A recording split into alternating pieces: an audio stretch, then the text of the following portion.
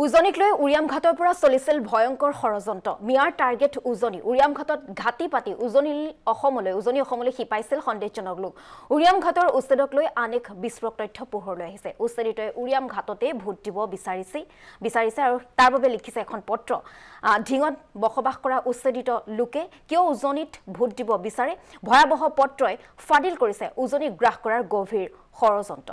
উৰিয়ামঘাটত বাহৰ পাতি উজনিক টাৰ্গেট কৰাৰ লক্ষ্য লোৱা পৰিলক্ষিত হৈছে কম দিনতে 1200 লোক পৰিণত হৈছিল 20000 ভোটাৰত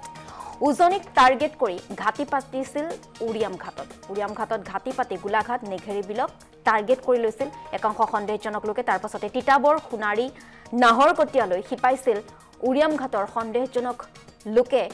খুনাৰীও গ্ৰাস কৰিলেহেঁতেন মাৰ্ঘৰিটাতো ব্যাপক হাৰত এতিয়া চলিছে সন্দেহজনক লোকৰ আগ্ৰাসন উচ্ছেদৰ বিৰোধিতা কৰা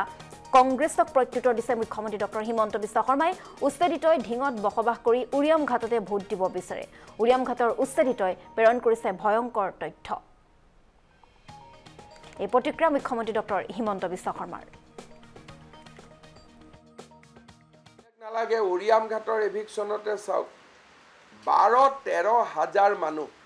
শিলচৰৰ পৰা গৈছে বৰাক ভেলীৰ পৰা গৈছে কৰিমগঞ্জৰ পৰা গৈছে মণিপুৰৰ পৰা গৈছে বৰপেটাৰ পৰা গৈছে ধুবুৰীৰ পৰা গৈছে তাত এইবাৰ ইলেক্টৰেল লিষ্টত 20000 মানুহ হ'লহেঁতেন তানে এটা উজনিৰ দুৱাৰ মুখতে ডাঙৰ ঘাটি এটাই বহি গৈছিল কিন্তু অসমীয়া মানুহ এইবোৰ নজৰো দিয়া নাই এতিয়াও দুই এজনে কৈ আছে নাই ইহঁতে নাগালেণ্ডৰ পৰা মাটি ৰক্ষা কৰি আছিল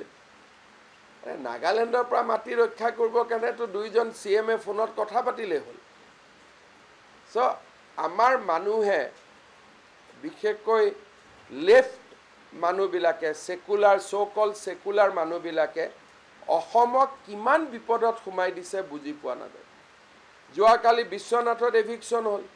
DCয়ে মোক কৈছে ছাৰ বিহালীটোতো আছে তাৰমানে নৰ্থ বেংকখন য'ত আমি সাধাৰণতে ভাবোঁ যে নাই চব ঠিক তো কালি মই চতিয়াত যাওঁতে তাতো DCয়ে কৈছে ছাৰ ইয়াতো বহুত মানুহ আছে তাৰমানে একোটা জাগাত যেতিয়া বহি লয় আৰম্ভ ক'ৰ পৰা হ'ল তেজপুৰৰ কাষত এইটো কি জেগা 5 মাইলত তেওঁলোকে এটা কেন্দ্ৰ বনাই ল'লে তাৰ পিছত দে ষ্টাৰ্টেড স্প্ৰেডিং প্ৰথমতে চেণ্টাৰ এটা বনাই লয় উৰিয়ামঘাটটো চেণ্টাৰ বনাই লৈছিলে যেনেকৈ তেজপুৰত 5 মাইলটো চেণ্টাৰ বনাইছিলে আৰু এবাৰ 5 মাইলত যোৱাৰ পিছত এতিয়া বিহালী মানুহখিনিক সুধিলে কয় আমি 5 মাইলৰ পৰা আহিছোঁ বিশ্বনাথৰখিনিক কয় আমি 5 মাইলৰ পৰা আহিছোঁ উৰিয়ামঘাটত ঘাটি কৰি তেওঁলোক গ'ল গোলাঘাটলৈকে যিটো আমি নেঘেৰি বিল ইজ গোলাঘাট কনষ্টিটুৱেঞ্চি নেঘেৰি বিলৰ নেক্সট ডেষ্টিনেশ্যন হৈছে তিতাবৰ কনষ্টিটুৱেঞ্চি এডাল লাইনতে আছে আসাম নাগালেণ্ড বৰ্ডাৰ তিতাবৰ পৰা নেক্সট ডেষ্টিনেশ্যন হ'ল সোণাৰীৰ নেক্সট ডেষ্টিনেশ্যন হ'ল নাহৰকটীয়া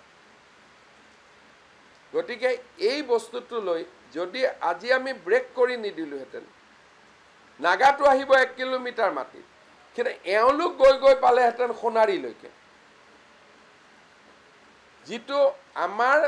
মানুহবিলাকে ৰিয়েলাইজেই কৰিব পৰা নাই সেইকাৰণে কেতিয়াবা মই অশান্ত হৈ থাকোঁ যে আমাৰ মানুহখিনিয়ে বুজিয়ে পোৱা নাই যে আমি কি জাগাত বহি আছোঁ অকল উজনিখনেই বাচি আছিলে এতিয়া মই এতিয়া 24ত মাৰ্ঘেৰিটাত যাম গোটেই মাৰ্ঘেৰিটাখনত সোমাই গৈছে মেডিকেল গ'ল নিৰ্মাণ গ'ল